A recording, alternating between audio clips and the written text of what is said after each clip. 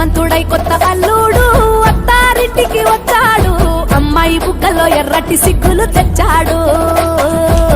చీకటి వెళ్ళగొట్టి కల్లాపినే చల్లేస్తుంటే టాలెంటు స్నానాలతో ఇల్లు వాకిలి తెల్లవారే, నింగిలో చుక్కలు దించి నేల మీదే పెట్టేస్తుంటే రంగు రంగులు అద్దిన ముగ్గుల్లో గొప్పెమ్మలు పట్టు పరికిణి కట్టుకున్నట్టు అమ్మాయి వలే కట్టు కట్టి ముచ్చటకున్నాయే.